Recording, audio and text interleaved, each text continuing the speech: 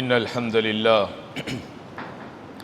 نحمده ونستعينه ونستغفره ونؤمن به ونتوكل عليه ونعوذ بالله من شرور أنفسنا ومن سيئات أعمالنا من يهده الله فلا مضل له ومن يضلله فلا هادي له وأشهد أن لا إله إلا الله وحده لا شريك له وأشهد أن محمدا عبده ورسوله أما بعد أرسله بالحق بشيرا ونذيرا وداعيا إلى الله بإذنه وسراجا منيرا اللهم صل على محمد وعلى آل محمد كما صليت على إبراهيم وعلى آل إبراهيم إنك حميد مجيد اللهم بارك على محمد وعلى آل محمد كما باركت على إبراهيم وعلى آل إبراهيم إنك حميد مجيد فأعوذ بالله من الشيطان الرجيم بسم الله الرحمن الرحيم يا أيها الناس اتقوا ربكم الذي خلقكم من نفس واحدة وخلق منها زوجها وبث منهما رجالا كثيرا ونساء واتقوا الله الذي تساءلون به والأرحام إن الله كان عليكم رقيبا يا أيها الذين آمنوا اتقوا الله حق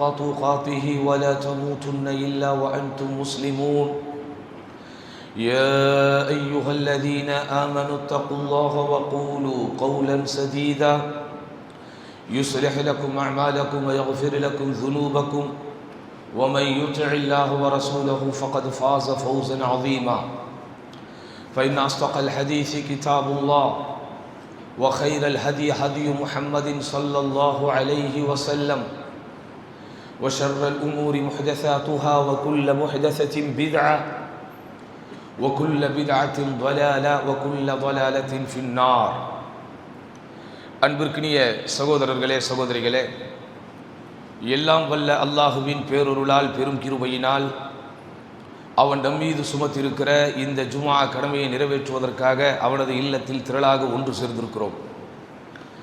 இந்த நேரத்தில் நாம் செய்கிற இந்த நல்ல அமலுக்கும் ஏனைய எல்லா அமல்களுக்கும் உண்டான நிறைவான பலனை வல்லோன் அல்லாஹ் ஈருலகிலும் வழங்கியருள்வானாக என்ற பிரார்த்தனையோடு இன்றைய ஜுமாவின் முதல் உரையை ஆரம்பம் செய்கிறேன். அருமையானவர்களே, தகவல் தொழில்நுட்ப சாதனங்களும் விஞ்ஞானமும் போக்குவரத்து வசதிகளும் உட்பட இந்த உலகத்தில் மனித வாழ்க்கைக்கு தேவையான பெரும்பான்மையான வசதிகள் அசுர பலத்தோடு முன்னேறி இருக்கிற ஒரு காலத்தில் வாழ்ந்து கொண்டிருக்கிறோம். இங்கே ஒரு 40 முதல் 70 80 வயதை வரை அடைந்தவர்களுக்கு தெரியும், நாமெல்லாம் சிறு பிள்ளைகளாக இருக்கும்போது எந்த வசதிகளையெல்லாம் இன்றைக்கு நாம் அனுபவித்துக் கொண்டிருக்கிறோமோ, எப்படிப்பட்ட விஞ்ஞான வளர்ச்சிகளை பார்த்து கொண்டிருக்கிறோமோ, தகவல் தொழில்நுட்ப சாதனங்களும் போக்குவரத்து சாதனங்களும் எப்படியாப்பட்ட ஒரு வளர்ச்சி மிக்க ஒரு காலத்திலே இருக்கிறோமோ, இப்படிப்பட்ட வசதிகளையெல்லாம் நாம் நம்முடைய சிறு பிராயத்திலே அனுபவித்ததில்லை. எல்லா வசதிகளும் எல்லா பாக்கியங்களும் மிக பெரிய அளவில் வளர்ந்துவிட்ட இந்த காலத்தில்தான் ஃபித்னாக்கள் என்கிற குழப்பங்களும் அதிகமாக வளர்ந்துவிட்ட ஒரு காலமாக இதே இருக்கிறது. இதெல்லாம் நம்முடைய வாழ்க்கையிலே சாதாரணமாக இருக்க வேண்டுமோ, அவைகள் கூட இன்றைக்கு மிகப்பெரிய பயங்கரமான ஒன்றாக மாறிவிட்ட ஒரு யுகத்திலே வாழ்ந்து கொண்டிருக்கிறோம். அல்லாஹ்வின் தூதர் ஸல்லல்லாஹு அலைஹி வஸல்லம் அவர்கள் மறுமை நாள் நெருங்குகிற போது இந்த உலகத்தினுடைய சூழல்கள் எப்படி இருக்கும் என்பதை பற்றி விளக்கி அருமையான ஒரு வரியிலே சொன்னார்கள். யத்தி அலன் நாசி ஜமானுன் அல் காயிமு பிதீனிஹி ககாபிதில் ஜம்ரதி அலன் நார். மக்களிடையே ஒரு காலம் வரும், அந்த காலத்தில் உண்மையான மார்க்கத்தின்படி வாழ்பவன் தன் கையிலே நெருப்பு கங்கை வைத்திருப்பவனுக்கு சமமாக இருப்பான் என்றார்கள். அதே போன்று யத்தி அலன் நாசி ஜமானுன் லா யத்ரில் இன்சானு மா உஹித மின்ஹு வ மினல் ஹலாலிய மினல் ஹராம்.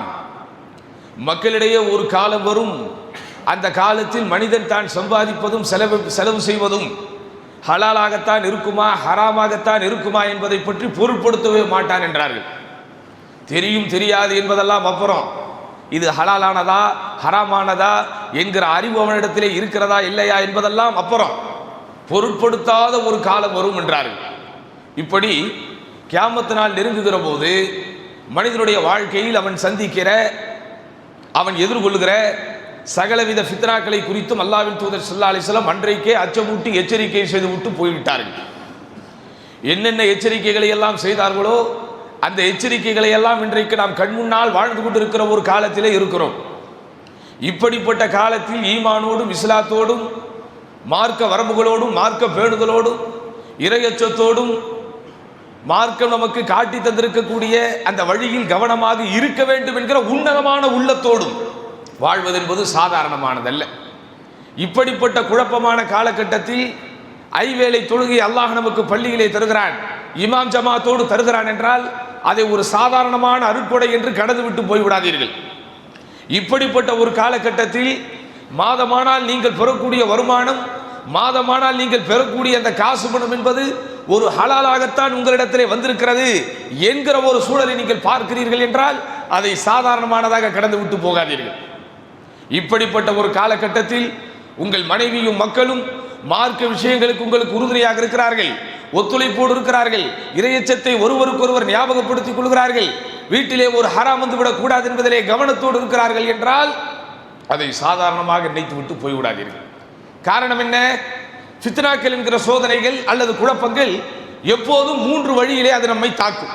இப்படி ஃபித்னாக்கள் என்று நாம் அடிக்கடி பேசிக் கொண்டிருக்கிறோமே, ஃபித்னாக்கள் என்று அடிக்கடி நாம் நமக்கிடையிலே கலந்துரையாடி கொண்டிருக்கிறோமே, அந்த ஃபித்னா என்பது எப்போதும் அதனுடைய தாக்குதல் 3 வழிகளிலே 3 கோணங்களிலே இருக்கும். முதலாவது கோணம் என்ன? நம்முடைய ஈமானை சாகடிக்கிற, நம்முடைய கொள்கையை இல்லாமலாக்குகிற, அல்லாஹ்வின் மீது எந்த நம்பிக்கையை நாம் வைத்திருக்கிறோமோ, எந்த அல்லாஹ்வை நாம் நம்பிக்கை கொண்டு வாழ்ந்து கொண்டிருக்கிறோமோ அந்த நம்பிக்கையை கொஞ்சம் கொஞ்சமாக அதை தளர்த்து கொண்டே இருக்கும். என்னடா பலஸ்தீனிலே இப்படி நடக்கிறது, முஸ்லிம்களுக்கு எதிரான குற்றங்கள் இப்படி நடக்கிறது, அல்லாஹ் என்கிற ஒருவன் இருக்கிறானா இல்லையா, நஊது பில்லாஹ் என்கிற அளவிற்கு அந்த ஃபித்னாக்கள் நம்மை யோசிக்க வைக்கும்.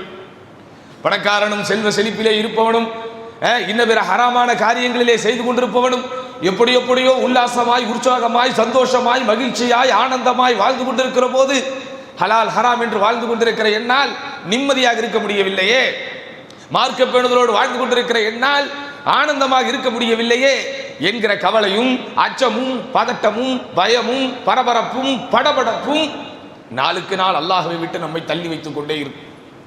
நம்ம உண்மையான ஒரு மார்க்கத்தில் தான் நம்ம இருக்கிறோமா? உண்மையிலேயே மறுமை என்று ஒன்று இருக்கிறதா? உண்மையிலேயே சொர்க்கமும் நரகமும் இருக்கிறதா என்பன போன்ற கேள்விகளை அந்த ஃபித்னாக்கள் என்ன செய்யும்? நம்மை கேட்க வைக்கும். இரண்டாவது என்ன?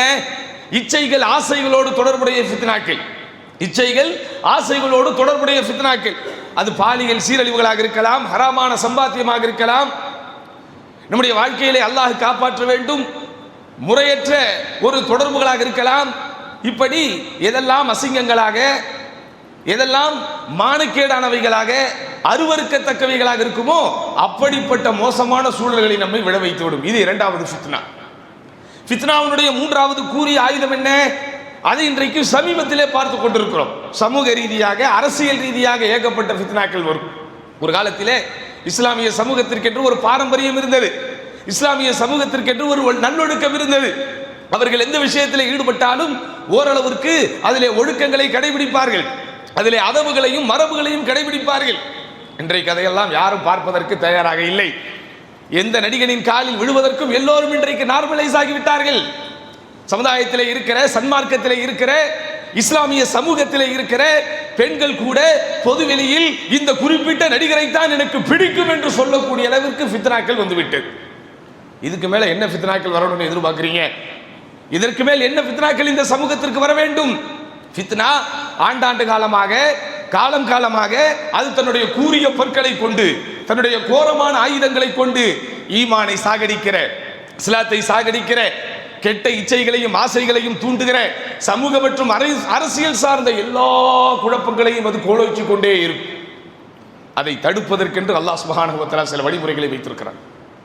அதை தடுப்பதற்கென்று அல்லாஹ் சுப்ஹானஹு வ தஆலா சில எதிர்ப்பு சக்திகளை உருவாக்கி வைத்திருக்கிறான். அந்த எதிர்ப்பு சக்திகள் எம்மோடு இருக்கிற வரைக்கும் தான் இந்த ஃபித்னாவை எதிர்த்து நாம் போராடி கொண்டே இருப்போம். நினைத்துக் கொண்டிருக்கிறீர்களா இந்த ஃபித்னாக்கள் என்பது சாதாரணமானது என்று? நினைத்துக் கொண்டிருக்கிறீர்களா இந்த குழப்பங்கள் என்பது சாதாரணமானது என்று? மார்க்கத்திற்காக எல்லாவற்றையும் தியாகம் செய்த அல்லாஹ்வின் தூதர் ஸல்லல்லாஹு அலைஹி வஸல்லம் பயிற்சி பாசறையில் உருவான வாடையும் கோடையும் என் மார்க்கத்திற்காகத்தான் என்று வீறு நடை போட்ட, அல்லாஹ்வுக்காகவே நேசிப்போம், அல்லாஹ்வுக்காகவே எதிர்ப்போம், அல்லாஹ்வுக்காகவே கொடுப்போம், அல்லாஹ்வுக்காகவே தடுப்போம், எங்களுடைய ஊன் உறக்கம் நிம்மதி ஆன்மா ஆனந்தம் சந்தோஷம் எல்லாமே என் படைத்த இறைவனுக்குத்தான் என்று வாழ்ந்த சஹாபாக்கள் கூட இந்த ஃபித்னாவை குறித்து அஞ்சினார்கள். சகோதரர்களே, இந்த குழப்பங்கள் இந்த சோதனைகள் நம்மிடத்தில் இருக்கிற மார்க்கத்தின் விழுமியத்தை உருவிவிடக் கூடாது என்ற அச்சத்தோடு வாழ்ந்தார்கள். இந்த குழப்பங்கள் இந்த சோதனைகள் நம்முடைய உள்ளத்தில் நாம் வைத்துக் கொண்டிருக்கிற சன்மார்க்கத்தின் சந்தனாரத்தை அது உருவிவிடக் கூடாது என்ற அச்சத்தோடு வாழ்ந்தார்கள். சகோதரர்களே, வரலாற்றிலே நீங்கள் கேள்விப்பட்டிருப்பீர்கள், பர்ரா இப்னு ஆசிப் என்கிற பெயரிலே ஒரு நபித்தோழர், நிறைய ஹதீஸ்களை அறிவித்தவர். அல்லாஹ்வின் தூதர் ஸல்லல்லாஹு அலைஹி வஸல்லம் காலத்தில் உலமா உஸ்ஸஹாபா நபித்தோழர்களில் உள்ள நல்லறிவு பெற்றவர்கள் என்கிற தலைப்பிலே நீங்கள் தேடினால் இவர் பேரும் அதிலே இருக்கும். ஆரம்ப காலகட்டத்தில் இருந்து அல்லாஹ்வின் தூதர் ஸல்லல்லாஹு அலைஹி வஸல்லம் கல்வி சபைகளை அலங்கரித்தவர். அவர் மாத்திரமல்லாமல் அவர் குடும்பமே அல்லாஹ்வின் தூதர் ஸல்லல்லாஹு அலைஹி வஸல்லம் அவர்களோடு பின்னி பிணையக்கூடிய இணைப்பையும் பிணைப்பையும் பெற்றவர். அப்படிப்பட்ட பர்ரா இப்னு ஆசிப் ரலியல்லாஹு அன்ஹு பிற்காலத்தில் அல்லாஹ்வுடைய தூதர் ஸல்லல்லாஹு அலைஹி வஸல்லம் காலம் முடிந்து, அபூபக்கர் சித்தீக் ரலியல்லாஹு அவர்கள் காலம் முடிந்து, உமர் இப்னு கத்தாப் ரலியல்லாஹு அவர்கள் காலமும் முடிந்து, பிற்காலத்தில் எவ்வளவோ போர்கள், முஸ்லிம்களுக்கு மத்தியிலேயே சண்டைகள், இஸ்லாமியர்களுக்கு மத்தியிலேயே சச்சரவுகள், ஒற்றுமை இல்லாத ஒரு சூழல்கள், பல்வேறு விதமான கொலைகள், பல்வேறு விதமான கொடூரங்கள் அரங்கேற்றப்பட்டுக் கொண்டிருந்த ஒரு காலகட்டத்தில் அவருடைய சொந்த சகோதரனின் மகன் தன்னுடைய சிறிய தகப்பனாரை சந்திக்க வருகிறார். பார்த்ததோடு, அந்த சஹாபியை பார்த்ததோடு அந்த இளைஞருக்கு ஒரு மிகப்பெரிய இன்பமும் அந்த இளைஞர்களுக்கு ஒரு மிகப்பெரிய ஆனந்தமும் வருகிறது. ஒரு அறிஞர்களை பார்த்தால், மார்க்க பேணுதல் கொண்ட ஒரு பெரியவரை பார்த்தால், நம்மையும் அறியாமல் நம்மிடத்திலே ஒரு ஆன்மீக உணர்வு ஒட்டி கொள்ளுமே, நம்மையும் அறியாமல் ஒரு மார்க்கத்தின் பேணுதல் நம்மிடத்திலே ஒட்டி கொள்ளுமே. அப்படிப்பட்ட ஒரு உணர்வோடு, அப்படிப்பட்ட இணைப்போடு, அப்படிப்பட்ட பாச பிணைப்போடு பர்ரா இப்னு ஆசிப் ரலியல்லாஹு அன்ஹு அவர்களை பார்த்து ஒரு செய்தியை சொன்னார். தூபா லக், உங்களுக்கு வாழ்த்துக்கள் உண்டாகட்டும், உங்களுக்கு சோபனம் உண்டாகட்டும். ஸஹிப்த நபிய ஸல்லல்லாஹு அலைஹி வஸல்லம் வபாயஅத தஹ்த ஷஜரதி, என் அருமை சிறிய தந்தையே, உங்களுக்கு வாழ்த்து உண்டாகட்டும், உங்களுக்கு சோபனம் உண்டாகட்டும், நீங்கள் அல்லாஹ்வின் தூதர் ஸல்லல்லாஹு அலைஹி வஸல்லம் அவர்களோடு தோழமை கொண்டீர்கள். அப்படித்தானே சகோதரர்களே? 1000 கோடியை இப்போது நாம் செலவிட்டாலும் அல்லாஹ்வின் தூதரை நம்மால் பார்க்க முடியுமா? 1000 கோடியை அல்லாஹ்வின் பாதையில் அள்ளி அள்ளி தருகிறேன் என்று சொன்னாலும் அல்லாஹ்வின் தூதரோடு ஒரு வார்த்தை பேச முடியுமா? யா அல்லாஹ், என்னிடத்திலே இருக்கிற உடல் பொருள் ஆவி அனைத்தையும் உன் பாதையில் அள்ளி அள்ளி கொடுக்கிறேன், ஒரே ஒரு மணி நேரம் அந்த அல்லாஹ்வின் தூதரை எங்கள் வீட்டிற்கு கொண்டு வா என்று கேட்க முடியுமா? எவ்வளவு பெரிய பாக்கியம் அது, எவ்வளவு பெரிய பாக்கியம். அந்த பாக்கியத்திலே அந்த தலைமுறையில் உள்ளவர்கள் நினைத்து பார்த்திருக்கிறார்கள். நாமாவது சற்றேற குறைய 15 தலைமுறைகளுக்கு பின்னால் வந்து விட்டோம், அல்லது 14 தலைமுறைகளுக்கு பின்னால் வந்து விட்டோம், 1450களை கடந்து வந்து விட்டோம். ஆனால் அடுத்த நூற்றாண்டில் கூட ஆகவில்லை. அல்லாஹ்வின் தூதர் ஸல்லல்லாஹு அலைஹி வஸல்லம் தமது அகவையின் 63 மரணிக்கிறார்கள். அபூபக்கர் சித்தீக் ரலியல்லாஹு அன்ஹு 2 ஆண்டு காலம் ஆட்சி செய்கிறார்கள். உமர் இப்னு கத்தாப் ரலியல்லாஹு அன்ஹு 10 ஆண்டு காலம் ஆட்சி செய்கிறார்கள். உஸ்மான் இப்னு அஃபான் 12 ஆண்டு காலம் ஆட்சி செய்கிறார்கள். அலி இப்னு அபி தாலிப் 5 ஆண்டு காலம் ஆட்சி செய்கிறார்கள். இப்படிப்பட்ட கடைசி காலகட்டத்தில் குழப்பங்கள் மலிந்து காணப்படுகிறது. கொள்கையின் பெயரால் பல்வேறு விதமான வழிகட்ட கூட்டங்கள் உருவாகுகிறது. இஸ்லாமிய மார்க்கத்தை நேரடியாக வாள் கொண்டு ஆயுதம் கொண்டு அழிக்க முடியாத பாவிகள், அன்றைய காவிகள் என்னென்ன ஃபித்னாக்களை எல்லாம் எரிய வைத்தார்களோ, என்னென்ன ஃபித்னாக்களை எல்லாம் ஏற்றுவிட்டார்களோ, அந்த ஃபித்னாக்கள் எல்லாம் அங்கிங்கெனாதபடி எங்கும் பிரகாசமாய் ஒலித்துக் கொண்டிருந்தது. அப்படிப்பட்ட காலகட்டத்திலே பர்ரா இப்னு ஆசிப் ரலியல்லாஹு அன்ஹு பதில் சொல்லுகிறார். இப்னு அஹி, என் சகோதரனின் மகனே, இன்னக லா தத்ரி மா அஹ்தஸ்னா பஅதஹு, அல்லாஹ்வின் தூதர் ஸல்லல்லாஹு அலைஹி வஸல்லம் காலத்திற்கு பிறகு என்னென்ன குழப்பங்களை எல்லாம் நாங்கள் ஏற்படுத்தினோம் என்று உனக்கு தெரியாது. வார்த்தையை கவனிங்க. அல்லாஹ்வின் தூதருடைய காலத்திற்கு பிறகு என்னென்ன குழப்பங்களை, கொள்கை ரீதியாக என்னென்ன புதுமைகளை நாங்கள் ஏற்படுத்தினோம் என்று உனக்கு தெரியாதுங்கிறாங்க. ஃபித்னாவை ஏற்படுத்தியவரா பர்ரா இப்னு ஆசிப்? ஃபித்னாவை ஏற்படுத்தியவரா பர்ரா இப்னு ஆசிப்? மார்க்கத்திலே குழப்பத்தை உண்டு பண்ணியவரா பர்ரா இப்னு ஆசிப் ரலியல்லாஹு அன்ஹு? மார்க்கத்தில் இல்லாத புதுமையை ஏற்படுத்தியவரா? இல்லை. அறிஞர்கள் இதற்கு விளக்கம் சொல்லுகிறார்கள். தன்னை சுற்றி ஃபித்னாக்கள் நடக்கும் போது அந்த ஃபித்னாக்களில் தானும் விழுந்து விடுவோமோ என்கிற அச்சத்தின் காரணத்தினால் பர்ரா இப்னு ஆசிப் ரலியல்லாஹு அப்படி சொன்னார். அவர்களுடைய ஒழுக்கத்தை நாம் குறை காண முடியுமா? அவர்களது பேணுதலை நாம் குறை காண முடியுமா? அவர்களது மார்க்கத்திலே இருக்கிற ஈடுபாடுகளை நாம் சந்தேகிக்க முடியுமா? மார்க்கத்திற்காக அவர்கள் செய்த தியாகங்கள், அர்ப்பணிப்புகள் அனைத்தும் ப்ரூவன் ரெக்கார்ட், நிரூபிக்கப்பட்ட உண்மைகள். நீங்கள் நான் அப்படி இல்லை. இந்த மார்க்கத்திற்காக நான் என்ன செய்து கொண்டிருக்கிறேன் என்று அன்றாடம் நான் யோசிக்க வேண்டும். இந்த மார்க்கத்தினுடைய வளர்ச்சிக்காக ஒரு சின்ன கல்லை தூக்கி அங்கே வைத்திருக்கிறேனா என்று நான் கவலையோடு என்னை குறித்து சிந்திக்க வேண்டும். என் தொழுகை எப்படி இருக்கிறது? என் பேணுதல் எப்படி இருக்கிறது? என் ஹலால் ஹராம் விஷயம் எப்படி இருக்கிறது? எனது ஒழுக்கங்கள் எப்படி இருக்கிறது?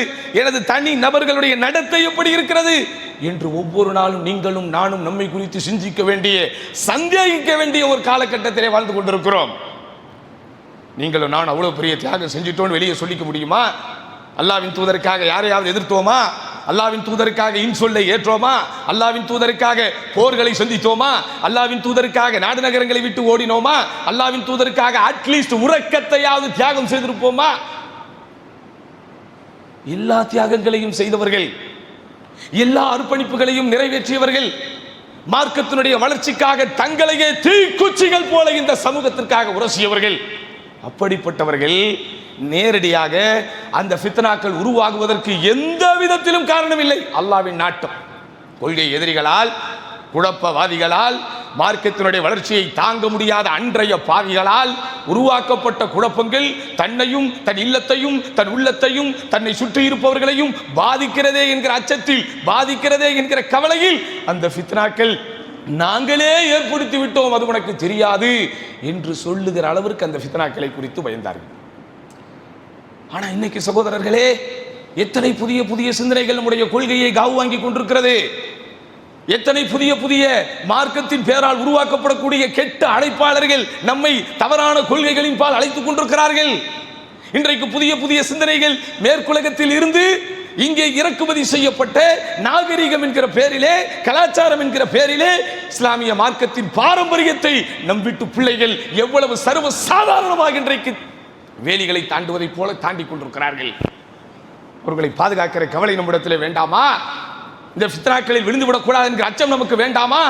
ஆதலால் தான் அன்பிற்கினியவர்களே, இஸ்லாமிய மார்க்கத்தை பொறுத்த வரைக்கும் அது தவறுகளை மாத்திரம் பட்டியல் போடாது, அந்த தவறுகளுக்கு உண்டான தீர்வுகளையும் சொல்லும். நோயை குறித்தும் வியாதியை குறித்து மாத்திரம் அது சுட்டி காட்டாது, இந்த நோய்க்குண்டான வியாதிக்குண்டான மருந்துகளையும் அது சேர்த்து தரும். ஆதலால் தான் இதை வாழ்வியல் மார்க்கம் என்கிறோம், இதை வாழ்வியல் நெறி என்கிறோம். உலகம் முழுவதும் 3000த்திற்கும் மேற்பட்ட மதங்கள் இருக்கிறதே, இப்படிப்பட்ட ஒரு மார்க்கம் இன்றைக்கு உலகத்திலே வாழுமா? உலகத்திலே எங்கு பார்த்தாலும் ஒரே இறை, ஒரே மறை, ஒரே முறை, ஒரே பிறை என்று வாழக்கூடிய இந்த சர்வதேச ஒற்றுமையை உலகத்தில் எங்காவது நீங்கள் பார்க்க முடியுமா? அப்ப எப்படி நமக்கு அவ்வளவு பெரிய சிறப்புகள்? அது குற்றங்களையும் குறைகளையும் மாத்திரம் தோண்டி தோண்டி துருவி துருவி சொல்லிக்கொண்டே இருக்காது. மாறாக அந்த குற்றங்களுக்கு உண்டான தீர்வுகள் என்ன அதையும் சேர்த்தே தான் அது சொல்லும். காயம் விட்டு விட்டதே, காயம் விட்டு விட்டதே என்றது காயத்தை காட்டி காட்டி அச்சமூட்டி கொண்டு மாத்திரம் இருக்காது, அந்த காயத்திற்கு களிம்பையும் சேர்த்தே தடவும் சகோதரர்களே. அப்படிப்பட்ட அடிப்படையிலே ஃபித்னாக்களில் இருந்து நாம் தப்பிப்பதற்கு, நம்மையும் நம்முடைய குடும்பத்தாரையும் நம்மை சார்ந்திருப்பவர்களையும் நாம் பாதுகாப்பதற்கு மார்க்கம் சில மருந்துகளை தருகிறது, மார்க்கம் சில தீர்வுகளை பட்டியலிடுகிறது, மார்க்கம் சில அற்புதமான மாமருந்துகளை தருகிறது. முதலாவது என்ன? தக்வாவையும் தௌஹீதையும் ஊட்டி ஊட்டி நம்முடைய பிள்ளைகளுக்கு நாம் வளர்த்து கொண்டே இருக்க வேண்டும். நீங்கள் நினைத்து விடாதீர்கள் தக்வாவும் தௌஹீதும் தானாக வரக்கூடியது என்று. எப்படி பிள்ளைகள் பிறந்து விட்டால் ஓராண்டிலே 2 ஆண்டிலே அது தவழ்ந்து விடுமோ, அல்லது நடந்து விடுமோ, 3 ஆண்டிலே எழுந்து ஓடி விடுமோ, அல்லது ஓராண்டு கழித்து 2 ஆண்டு கழித்து நாவை பிரித்து நாவை திறந்து பேசிவிடுமோ, அதுபோல பிள்ளைகள் தானாக தௌஹீதை கற்றுக்கொள்வார்கள் என்று நினைக்காதீர்கள். நாம் வாழ்ந்து கொண்டிருக்கிற நாடு, நாம் நடந்து செல்லுகிற ரோடு, நாம் வசித்துக் கொண்டிருக்கிற வீடு, எதுவுமே இன்றைக்கு பிள்ளைகளுக்கு நல்லொழுக்கங்களை சொல்லித் தருவதற்கு எதையும் தன்னிடத்திலே வைத்திருக்கவில்லை, எதையும் தன்னிடத்தில் வைத்திருக்கவில்லை. நம்முடைய பிள்ளைகள் ஒரு பஸ் ஸ்டாண்டிற்கு போனால், ஒரு ரயில்வே ஸ்டேஷனுக்கு போனால், அவ்வளவு ஏன் ஒரு விமான நிலையத்திற்கே கூட போனால் அல்லாஹுவை பற்றி ஞாபகம் ஏற்படுத்துவதற்கு ஏதேனும் நம்மை சுற்றி இருக்கிறதா? மறுமை அவர்களுக்கு ஞாபகம் ஊட்டுவதற்கு ஏதேனும் அவர்களுடைய நம்முடைய சுற்றுப்புற சூழலில் ஏதாவது இருக்கிறதா? இருக்கின்ற அனைத்தும் நம்மை உலகத்தை நோக்கியே வா வா வா வா என்று கூச்சல் போட்டு கூவிக்கொண்டு அடித்துக் கொண்டே இருக்கிறது. திரும்புகிற இடங்கள் எல்லாம் உல்லாசம், திரும்புகின்ற இடங்களெல்லாம் உற்சாகம், திரும்புகின்ற இடங்களெல்லாம் ஆடம்பரம், திரும்புகின்ற இடங்களெல்லாம் பொழுதுபோக்கு, திரும்புகின்ற இடங்களெல்லாம் ஆண் பெண் கலப்பு, திரும்புகின்ற இடங்களெல்லாம் மார்க்கத்திற்கு முரணான போதனைகள். என்ன வைத்திருக்கிறீர்கள் உங்கள் வீட்டு பிள்ளைகளுக்கு நீங்கள் தக்வாவையும் தௌஹீதையும் சொல்லிக் கொடுக்க? இந்த நாட்டிலே என்ன இருக்கிறது, இந்த சூழலிலே என்ன இருக்கிறது, தக்வாவையும் தௌஹீதையும் சொல்லிக் கொடுக்க? இந்த நாட்டிலே இருப்பதெல்லாம் நாம் பார்த்து கொண்டிருக்கிற சூழல்களில் நம்முடைய கண்களுக்கு முன்னால் காட்சியளிப்பதெல்லாம் பெரும்பாலும் நாத்திகத்தை தான் அவர்களுக்கு போதித்துக் கொண்டிருக்கிறது, இணை வைப்பை தான் போதித்துக் கொண்டிருக்கிறது, அனாச்சாரங்களையும் அட்டூழியங்களையும் தான் போதித்துக் கொண்டிருக்கிறது. பிள்ளைகள் பாவித்துக் கொண்டிருக்கிற, நம் இல்லத்திலே இருப்பவர்கள் பாவித்துக் கொண்டிருக்கிற சமூக வலைத்தளங்கள் சன்மார்க்கத்தை போதிக்குமா? நல்லொழுக்கத்தை போதிக்குமா? சுய கட்டுப்பாட்டை போதிக்குமா? பெற்றோர்களுக்கு விருப்பமான பிள்ளைகளாக அவர்கள் வளர வேண்டும் என்கிற தர்பியாவைத்தான் போதிக்குமா?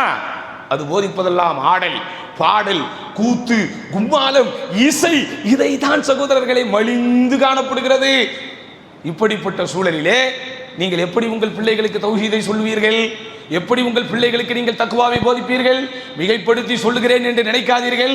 நாம் அமர்ந்து கொண்டிருக்கிற, இப்போது நாம் உட்கார்ந்து கொண்டிருக்கிற இந்த அல்லாஹ்வின் இல்லங்களை தாண்டி நம்முடைய உள்ளத்தையும் இல்லத்தையும் சீர்படுத்துவதற்கு இந்த உலகத்தில் எதுவுமே இல்லை என்பதுதான் நாம் நம்பாவிட்டாலும் உண்மை.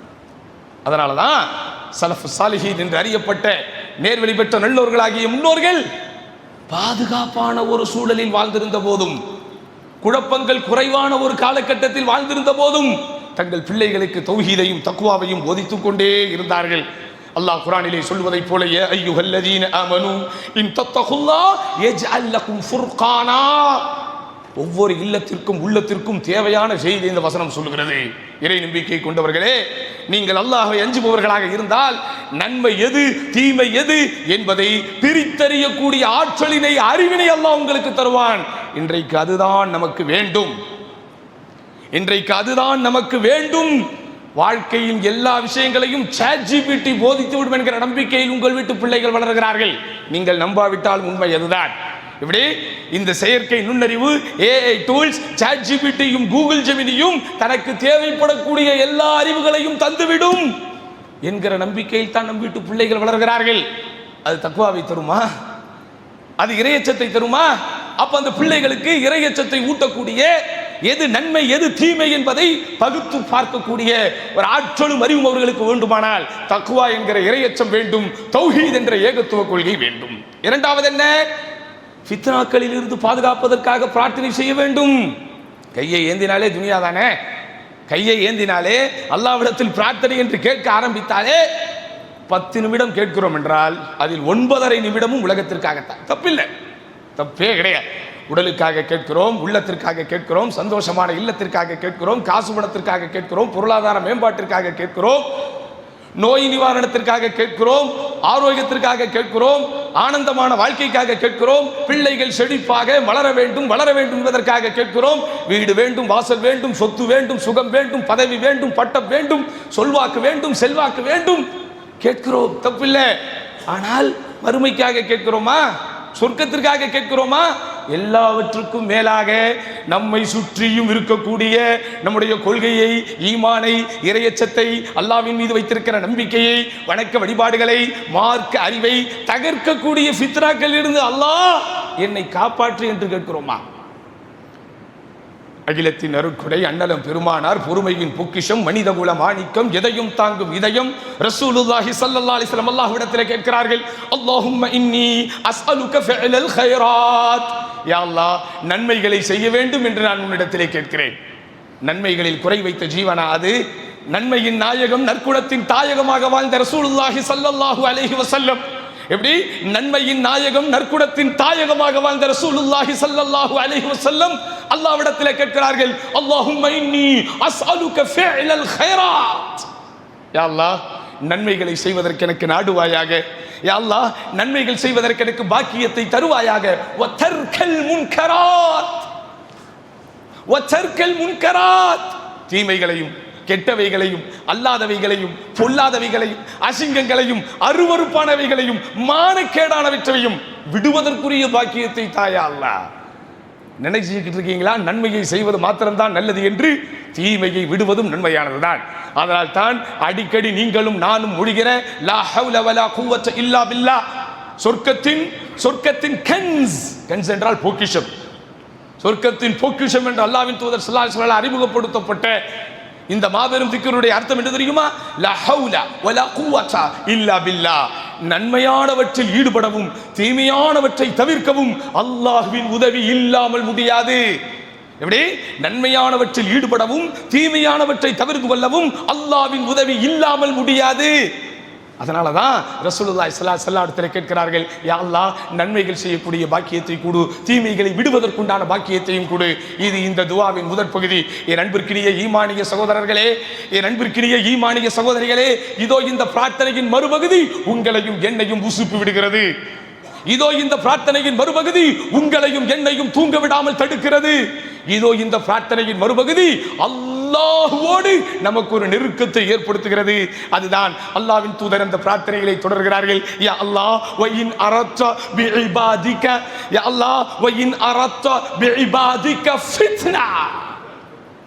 யா அல்லாஹ், உனது அடியார்களுக்கு நீ ஒரு ஃபித்னாவை தர வேண்டும் என்று நாடிவிட்டார். யா அல்லாஹ், உனது இந்த அடியார்களை ஒரு குழப்பம் சூழ வேண்டும் என்று நீ நாடிவிட்டார். யா அல்லாஹ், உனது இந்த அடியார்களை ஃபித்னா என்னும் சோதனையோ ஃபித்னா என்னும் குழப்பமோ அவர்களை வாடி வதைக்க வேண்டும், அவர்களை வாட்டி எடுக்க வேண்டும் என்று நீ நாடிவிட்டால் ஃபக்புத்னி இலைக கைர மஃப்தூன். ஃபித்னாவில் அகப்படாமல் என்னை உன்னிடத்திலே எடுத்துக்கொள் யா அல்லாஹ். குழப்பத்திலே விழுந்து விடாமல் என்னை உன்னிடத்திலே எடுத்துக்கொள் யா அல்லாஹ். நெஞ்சிலே கை வைத்து சொல்லுங்கள், இப்படிப்பட்ட அர்த்த செறிவுடன் கூடிய, இப்படிப்பட்ட ஆழமான கருத்துடன் கூடிய, இப்படிப்பட்ட ஈமானை அப்படியே பிரதிபலிக்கக்கூடிய, உள்ளத்தில் இருப்பதை வெளியே எடுத்து வைப்பதை போல அர்த்த புஷ்டியுடன் கூடிய இந்த பிரார்த்தனையை ஆயுளில் ஒரு முறையாவது நாம் செய்திருப்போமா? இப்படி ஒரு பிரார்த்தனை இருப்பது நம்முடைய மக்களுக்கு தெரியுமா? எவ்வளவு தூரம் நம்ம கவனக்குறைவாக வாழ்ந்து கொண்டிருக்கிறோம். பாதுகாக்கப்பட்ட சூழல்ல வாழ்ந்தவங்க, பாதுகாக்கப்பட்ட சூழல்ல வாழ்ந்தவங்க, அல்லாஹ்வால் பாராட்டப்பட்டவர்கள், அல்லாஹ்வால் நேசிக்கப்பட்டவர்கள், கடைசியான ஒரு தூதராக அனுப்பப்பட்டாலும், எப்படி இறுதி தூதராக அனுப்பப்பட்டாலும் சொர்க்கத்தில் முதலாவதாக நுழையும் மாபெரும் பாக்கியம் பெற்ற ரசூலுல்லாஹி ஸல்லல்லாஹு அலைஹி வஸல்லம் அவர்களே ஃபித்னாவை குறித்து பயந்தார்கள், சோதனைகளை குறித்து பயந்தார்கள். ஏன்? இந்த சோதனை என்னுடைய ஈமானை சாப்பிட்டு விடும், இந்த சோதனை என்னுடைய ஈமானை அரித்துவிடும், இந்த சோதனை என்னிடத்தில் இருக்கிற ஈமானை இல்லாமலாக்கிவிடும். நினைத்துக் கொண்டிருக்கிறீர்களா சாதாரணமாக சொர்க்கத்திற்கு போய்விடலாம் என்று? 1000 ஒருவருக்குத்தான் சொர்க்கத்தின் பாக்கியத்தை அல்லாஹ் வைத்திருக்கிறான் சகோதரர்களே. 1000 ஒருவருக்குத்தான் சொர்க்கத்தின் பாக்கியத்தை வைத்திருக்கிறான். அதுவும் யாரெல்லாம் எனது ரப்பை அல்லாஹ்வாகவும் முஹம்மதை தூதராகவும் குர்ஆனை வேதமாகவும் ஏற்றுக்கொண்டிருக்கிறார்களோ அப்படிப்பட்டவர்களில் 100 ஒருவர் கூட சொர்க்கத்திற்கு நுழைவது உத்தரவாதம் செய்யப்பட்டதல்ல. ஏன்? நம்மை சுற்றி இருக்கக்கூடிய இந்த ஃபித்னாக்கள் அல்லாஹ்வோடு நம்மை நெருக்க வைக்கிற, சொர்க்கத்தோடு நம்மை தொடர்பு கொள்ள வைக்கிற, மறுமையோடு நம்மை பயணம் செய்ய வைக்கிற அத்துணை காரியங்களையும் இல்லாமல் பண்ணிவிடும். ஃபித்னா என்பது சமூகத்திலே உருவாகி இருக்கக்கூடிய புற்றுநோய் மாத்திரமல்ல, ஒருத்தர் விடாமல் எல்லோரையும் அது தாக்குகிற தொற்று நோய். ஒன்ஸ் அகைன் ஐ ரிப்பீட், இன்னொரு முறை சொல்லுகிறேன், நாம் இப்போது பார்த்து கொண்டிருக்கிற இந்த ஃபித்னாக்கள் என்பது சகோதரர்களே நம்முடைய ஈமானையும் நல்லொழுக்கத்தையும் வணக்க வழிபாட்டையும் சாகடிக்க வந்த புற்றுநோய் மாத்திரமல்ல, சுற்றி இருக்கிற எல்லோரையும் காவு வாங்க வந்திருக்கிற தொற்று நோய் என்கிற அச்சமும் பயமும் நமக்கு இருக்கணும். அதனால தான் ஃபித்னாவை குறித்து அல்லாஹ்வின் தூதர் ஸல்லல்லாஹு அலைஹி வஸல்லம் நம்மை பாதுகாவல் தேடச் சொன்னார்கள். இதா தஷஹத அஹதுக்கும், உங்களில் ஒருவர் அத்தஹியாத் என்கிற தஷஹுத் இருப்பிலே அமர்ந்தால் 4 விஷயங்களிலிருந்து பாதுகாப்பு தேடும்படி அல்லாஹ்வின் தூதர் கட்டளையிட்டார்கள். அதில் ஒன்று எப்படி? வமின் ஃபித்னத்தில் மஹ்யா வல் மமாத், வமின் ஃபித்னத்தில் மஹ்யா வல் மமாத். வாழும்போது ஏற்படக்கூடிய ஃபித்னாக்களில் இருந்தும் சாகும்போது ஏற்படக்கூடிய ஃபித்னாக்களில் இருந்தும் என்னை பாதுகாப்பாயாக யா அல்லாஹ். ஏன்?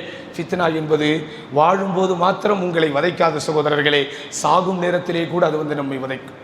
அந்த ஃபித்னா தான் அபூ தாலிபை கலிமா சொல்ல விடாமல் தடுத்தது. காலம்பூரா அல்லாஹ்வின் தூதரோடு வாழ்ந்தவர், காலம்பூரா அல்லாஹ்வின் தூதருக்கு அரணை போல் திகழ்ந்தவர், காலம்பூராக அல்லாஹ்வின் தூதர் ஸல்லல்லாஹு அலைஹி வஸல்லம் என்கிற அற்புத பாக்கியத்தை தன் இல்லத்திலும் உள்ளத்திலும் வைத்திருக்கக்கூடிய பெரும் பேற்றை பெற்றவர். கலிமா சொன்னாரா? முஸ்லிமாக மரணித்தாரா? தூய கொள்கையை சொல்லக்கூடிய பாக்கியம் அவருக்கு கிடைத்ததா? அல்லாஹ்வின் தூதர் உலகத்திலே யாருக்குமே எடுக்காத ஒரு ஆயுதத்தை அபூ தாலிபுக்காக மாத்திரம் தான் எடுத்தார்கள். யா அம்மி குல்லி கலிமத்தன் உஹஜ்ஜு பிஹா இன்தல்லாஹ். யா அம்மி, எனது சிறிய தகப்பனாரே, எப்படி அல்லது பெரிய தகப்பனாரே, கலிமா என்கிற வார்த்தையை மட்டும் சொல்லுங்கள், லா இலாஹ இல்லல்லாஹ்வை மாத்திரம் சொல்லுங்கள், அல்லாஹ்விடத்தில் வாதாடியாவது உங்களுக்கு சொர்க்கத்தை வாங்கி தருகிறேன். சொல்ல முடியல. அதனால் ஃபித்னா என்பது மிக கொடூரமானது, குழப்பங்கள் என்பது ரொம்ப கொடூரமானது. அடுத்து என்ன?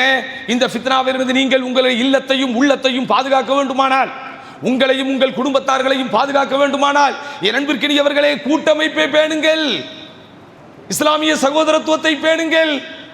எந்த கூட்டமைப்பு உங்களை ஃபித்னாக்களிலிருந்து தடுக்கிறதோ, எந்த கூட்டமைப்பு உங்களுக்கு தக்வாவை போதிக்கிறதோ, எந்த கூட்டமைப்பு உங்களை மறுமையின் பால் பயணிக்க வைக்கிறதோ, எந்த கூட்டமைப்பு நல்லொழுக்கத்தை உங்களுக்கு அன்றாடம் போதித்துக் கொண்டிருக்கிறதோ, அந்த கூட்டமைப்போடு இருங்கள்.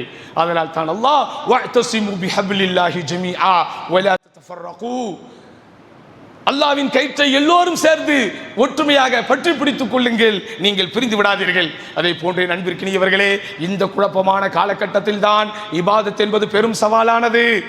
இந்த குழப்பமான காலகட்டத்தில் தான் அதிகாலை எழு, ஆண்டவனை தொழு என்று பள்ளிவாசலுக்கு வருவது பெரும் சிரமமான காரியம். இந்த காலகட்டத்தில் தான் அஸ்ஸலாத்து கைரும் மினன் நௌம், தூக்கத்தை விட தொழுகையே மேலானது என்கிற வார்த்தை காதில் கூட விடாத ஒரு காலகட்டத்தில் வாழ்ந்து கொண்டிருக்கிறோம். அதனாலதான் ரசூலுல்லாஹி ஸல்லல்லாஹு அலைஹி வஸல்லம் சொன்னாங்க, அல் இபாதத்து ஃபில் ஹரஜி கஹிஜ்ரத்தின் இலைய, அல் இபாதத்து ஃபில் ஹரஜி கஹிஜ்ரத்தின் இலைய. குழப்பமான காலகட்டத்தில், ஃபித்னாக்கள் கோலோச்சுகிற காலகட்டத்தில், ஃபித்னாக்கள் ஆளுமை செய்கிற அல்ல, ஆட்டுவிக்கிற அல்ல, ஆக்கிரமிப்பு செய்து கொண்டிருக்கக்கூடிய ஒரு காலகட்டத்தில் வணக்க வழிபாட்டிலே ஈடுபடுவது என்னை நோக்கி நீங்கள் ஹிஜ்ரத் செய்ததற்கு சமம் என்று ரசூலுல்லாஹி ஸல்லல்லாஹு அலைஹி வஸல்லம் சொன்னார்கள். நிதானம் வேண்டும், பொறுமை வேண்டும். கையிலே கண்ணிலே படக்கூடிய செய்திகளை எல்லாம் பரப்பிவிடக்கூடாது. குறிப்பாக மார்க்கத்தின் பேரால் எதையெல்லாம் நீங்கள் சமூக வலைத்தளங்களிலே பார்க்கிறீர்களோ, எதையெல்லாம் சின்ன சின்ன காணொளிகளாக பார்க்கிறீர்களோ, எதையெல்லாம் சின்ன சின்ன குறுஞ்செய்திகளாக பெறுகிறீர்களோ, நிதானம் வேண்டும், பொறுமை வேண்டும்.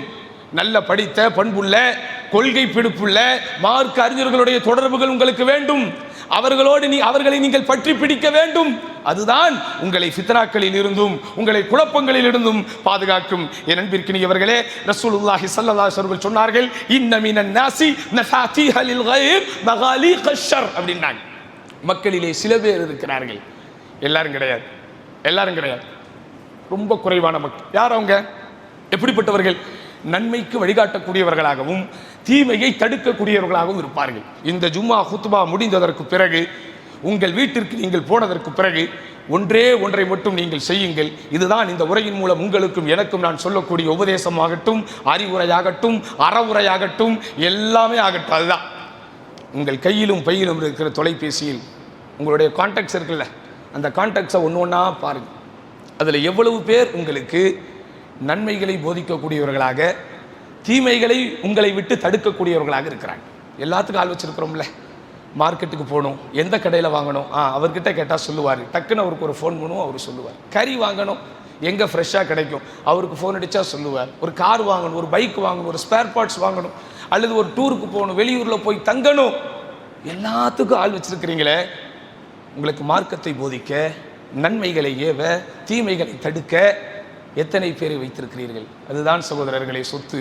அல்லாஹ்வின் தூதர் ஸல்லல்லாஹு அலைஹி வஸல்லம் அதைத்தான் நமக்கு போதித்தார்கள். சதகுனு ஃபிதன், எதிர்காலத்திலே குழப்பங்கள் வரும், கடுமையான சோதனைகள் வரும். அப்படிப்பட்ட ஒரு உலகத்தில் தான் அல்லாஹ் நம்மை படைத்திருக்கிறான். எல்லாமே பர்ஃபெக்ஷனாக இருந்தால் எப்படி இந்த உலகம் அழியும்? என் அன்பிற்கினியவர்களே, 25 வயதில் 30 வயதில் உங்களுடைய உடலிலே இருந்த ஆரோக்கியம், உங்கள் உடலிலே இருந்த சக்தி, உங்கள் உடலிலே இருந்த நோய் எதிர்ப்பு 60 வயது வரைக்கும் இருந்தால் மனிதனுக்கு மரணம் வருமா? 70 வயது வரைக்கும் இருந்தால் மனிதனுக்கு மரணம் வருமா? எப்படி நீங்கள் கண்ணுக்கு முன்னால் பார்த்து கொண்டிருக்கிற பிறை தேய்ந்து வளர்கிறதோ, வளர்ந்த பின் தேய்கிறதோ, அதே போல்தான் ஒன்றுமே தெரியாமல், பேச முடியாமல், நடக்க முடியாமல், சிறு குழந்தையாக தரையில் தவழ்ந்த நீ கொஞ்சம் கொஞ்சமாக வளர்கிறாய், வாலிபத்தை பெறுகிறாய், வாழ்க்கையை பார்க்கிறாய், பல விஷயங்களை அனுபவிக்கிறாய், அறிவை தேடிக்கொள்கிறாய், செல்வத்தை ஈட்டுகிறாய், திடகாத்திரமான உடல்கட்டை பெறுகிறாய். உச்சந்தலை முதல் உள்ளங்கால் வரை இருக்கிற உறுப்புகளும் அங்கங்களும் அவயங்களும் மிக சிறப்பான முறையிலே அது செயல்பட்டுக் கொண்டிருக்கிறது. கடைசி வரைக்கும் அது அப்படியே இருந்துட்டா மௌத்து வராதில்ல, இப்படிதானேங்க. 40 தொடும்போது 45 தொடும்போது அப்படியே முதுமையின் வாசலிலே கொஞ்சம் நிற்பீர்கள். 50 தாண்டும் போது 60 தாண்டும் போது அப்படியே முதுமைக்குள் உங்களை பழக்கிக் கொள்வீர்கள். 70 தாண்டிய பின் 80 தாண்டிய பின் யாருக்கும் சொல்லாமல் உலகத்தை விட்டு போய்விடுவோம், அல்லாஹ் நமக்கு விதித்த விதியின்படி. எப்படி மனித உடல் பர்ஃபெக்டாகவே இருந்தால் அவனுக்கு எளிதில் மரணத்தை எதிர்பார்க்க முடியாதோ, அதே போன்றுதான் அல்லாஹ் படைத்திருக்கிற இந்த உலகம் அப்படியே இருந்தால் அழியாது. அப்போ இதை அழிவதற்கென்று அல்லாஹ் சுப்ஹானஹு வ தஆலா சில விஷயங்களை வைத்திருக்கிறான். அதில் இருக்கக்கூடிய மிகப்பெரிய விஷயம்தான் இந்த ஃபித்னா. ஃபித்னா என்பது வரத்தான் செய்யும், உங்களை நீங்கள் பாதுகாத்துக் கொள்ள வேண்டும். ரோட்டிலே போகும்போது விபத்துகள் நடப்பதற்குண்டான ஏற்பாடுகள் இருக்கத்தான் செய்யும், உங்களை நீங்கள் பாதுகாத்துக் கொள்ள வேண்டும். சாலையிலே நடக்கும்போது கல்லும் முள்ளும் இருக்கத்தான் செய்யும், நீதான் உன்னை கவனமாக பார்த்துக் கொள்ள வேண்டும். அதே போல யார் விரும்பினாலும் விரும்பாவிட்டாலும் விடிவது விடியத்தான் செய்யும் என்பதைப் போல அல்லாஹ்வுடைய விதிப்படி இந்த உலகத்தில் எல்லாம் நடக்க செய்யும். அந்த ஃபித்னாக்களும் வரும். இந்த ஃபித்னாக்களிலிருந்து நாம் நம்முடைய உள்ளங்களையும் இல்லங்களையும் பாதுகாக்கக்கூடிய ஒரு கடமை உணர்ச்சி நமக்கு இருக்கிறது. எல்லாம் வல்ல அல்லாஹ் சுப்ஹானஹு வ தஆலா இந்த ஃபித்னாக்களிலே, இந்த குழப்பங்களிலே விழுந்து விடாமல் கடைசி வரைக்கும் கொள்கை உறுதியோடு நல்லொழுக்கத்தோடு ஈமானிய இறை வழிபாட்டோடு வாழ்வதற்குண்டான பாக்கியத்தை நம் அனைவரும் வல்ல ரஹ்மான் தருவானாக. யா அல்லாஹ், எதை நாங்கள் சொல்கிறோமோ எதை நாங்கள் கேட்கிறோமோ அதன்படி வாழ்கிற பாக்கியத்தை எங்களுக்கு தருவாயாக என்று வேண்டி இந்த ஜும்ஆவினுடைய முதல் குத்பாவை நிறைவு செய்கிறேன். அகூலு கௌலி ஹாதா வஸ்தக்ஃபிருல்லாஹ லீ வ லக்கும் வஸ்தக்ஃபிஹி அன்னி வ அன்கும் வஸ்தக்ஃபிரூஹு இன்னஹு ஹுவல் கஃபூருர் ரஹீம். அல்ஹம்துலில்லாஹி ரப்பில் ஆலமீன் வஸ்ஸலாத்து வஸ்ஸலாமு அலா அஷ்ரஃபில் அன்பியாஇ வல் முர்சலீன் وعلى آله وصحبه ومن تبعهم بإحسان إلى يوم الدين. فأعوذ بالله من الشيطان الرجيم. بسم الله الرحمن الرحيم. அன்பிற்குரிய சகோதரர்களே சகோதரிகளே, இந்த ஜும்ஆவினுடைய முதல் உரையில் ஃபித்னாக்கள் என்கிற குழப்பங்கள் எத்தகையது, எப்படிப்பட்ட கொடிய வேலையை அது செய்யும், அந்த கொடிய பாதிப்பிலிருந்து நம்மை நாம் தற்காத்துக் கொள்வதற்கு மார்க்கம் சொல்லுகிற இலகுவான வழிகள் என்ன என்பதில் சிலதை பார்த்தோம். என் அன்பிற்குரியவர்களே, கண்ணுக்கு முன்னால் நடைபெறக்கூடிய தீமைகள் எல்லாம் பாதிப்புகளை ஏற்படுத்தக்கூடிய ஒரு தன்மை கொண்டதுதான் என்றாலும் எந்த தீமைக்குள்ளும் ஒரு நன்மை இருக்கும். அதற்கு மிகப்பெரிய உதாரணம் தான் நம்முடைய குடும்ப வாழ்க்கை. கணவன் மனைவி வாழ்க்கையில் சண்டைகள், சச்சரவுகள், அவர்களுக்கிடையில் ஏற்படக்கூடிய சின்ன சின்ன மனஸ்தாபங்கள், கருத்து வேறுபாடுகள், இவைகளெல்லாம் வராமல் இருந்தால்தான் வாழ்க்கை நிம்மதியாக இருக்கும் என்று நாம் நினைப்போம். ஆனால் அந்த சின்ன சின்ன சண்டைகள், சங்கடங்கள் வந்தால்தான் ஒருவரை ஒருவர் புரிந்து கொள்ள முடியும். அப்படிதானே? அதே போன்றுதான் நோய் என்பது நமக்கு வரக்கூடாது. நோய் என்பது நம்மை பாதிக்கக்கூடியது தான். ஆனாலும் சில சமயங்களில் நோய் வந்தால்தான் நமக்கே ஒரு சுய கட்டுப்பாடு வரும். அதையும் இதையும் கண்ட நேரத்திலே சாப்பிட்டு கொண்டிருப்போம். டாக்டர் உனக்கு சுகர் வந்துருச்சு, பிபி வந்துருச்சும்பார், அதோட கொஞ்சமாவது நம்ம இடத்திலே கட்டுப்பாடு வரும். அப்படிதானே? அதுபோல இந்த ஃபித்னாக்கள், குழப்பங்கள், சோதனைகள் பயங்கரமான பாதிப்புகளை ஏற்படுத்தக்கூடியது தான், மாற்று கருத்தே இல்லை. ஆனால் அந்த ஃபித்னாக்களுடைய காலகட்டத்தில் நாம் நம்மை பாதுகாத்துக் கொண்டால், நம்முடைய கொள்கையை பாதுகாத்துக் கொண்டால், நம்முடைய இபாதத் என்கிற வழிபாடுகளை பாதுகாத்துக் கொண்டால், நம்முடைய அஹ்லாக் என்கிற நற்குணங்களை பாதுகாத்துக் கொண்டால் அல்லாஹ்விடத்திலே மிக மிக விருப்பத்திற்குரியவர்களாக ஆகிவிடும். அதனால தான் ரசூலுல்லாஹி ஸல்லல்லாஹு அலைஹி வஸல்லம் சொன்னார்கள், குழப்பமான காலகட்டத்தில் அமல்கள் செய்பவர்களுக்கு நிறைய நன்மைகள் உண்டு என்றார்கள். குழப்பமான காலகட்டத்திலே வணக்க வழிபாடுகளிலே ஈடுபடுபவர்கள் பாக்கியசாலிகள் என்றார்கள். குழப்ப காலமான காலகட்டத்தில் அமல்களில் ஈடுபடுபவர்களுக்கு அல்லாஹ்வின் ஒளி, அருள் அல்ல ஒளி இருக்கிறது என்றார்கள். அப்படிப்பட்ட அருளையும் ஒளியையும் பெறத்தக்க நன்மக்களாக வல்ல ரஹ்மான் அனைவரையும் வாக்கியிருக்க வேண்டும். யா அல்லாஹ், இந்த மார்க்கத்தினுடைய உணர்வுகள், இந்த மார்க்கத்தினுடைய பேணுதல், இந்த மார்க்கத்தின் மீது எனக்கு இருக்கிற இந்த மார்க்கத்தின் மீது எனக்கு இருக்கிற காதல் கடைசி வரைக்கும் இருக்க வேண்டும். இந்த மார்க்கம் மாத்திரம்தான் என்னை பாதுகாக்கும். இந்த மார்க்கம் மாத்திரம்தான் வழிகேட்டிலிருந்து நம்மை தற்காக்கும். இந்த மார்க்கம் மாத்திரம்தான் நமக்கு ஒழுக்கத்தை போதிக்கும். இந்த மார்க்கம் மாத்திரம்தான் நமக்கு நல்ல பண்பாடுகளை அது நமக்கு உறக்க சொல்லும். அப்படிப்பட்ட இந்த மார்க்கத்தை நேசிக்கக்கூடியவர்களாகவும், இந்த மார்க்கத்தின் விழுமியங்களை சுவாசிக்கக்கூடியவர்கள் வாசிக்கக்கூடியவர்களாகவும் இந்த மார்க்கம் நமக்கு வலியுறுத்தக்கூடிய நல்லறங்களை வாசிக்கக்கூடியவர்களாகவும் வல்ல ரஹ்மான் அனைவரும் ஆக்கிருள்வானாக என்று மீண்டும் ஒருமுறை அல்லாஹ்விடத்திலே துஆ செய்து இந்த ஜும்ஆவுடைய இரண்டாம் முறையை நிறைவு செய்கிறேன். இன்னல்லாஹ யஅமுரு பில் அத்ல் வல் இஹ்சான் வ ஈதாஇல் குர்பா வ யன்ஹா அனில் ஃபஹ்ஷாஇ வல் முன்கரி வல் பகி யஇதுக்கும் லஅல்லக்கும் தذكرون வலذிக்ருல்லாஹி அக்பர் வல்லாஹு யஅலமு மா தஸ்னஊன. கீமுஸ் ஸலாத்.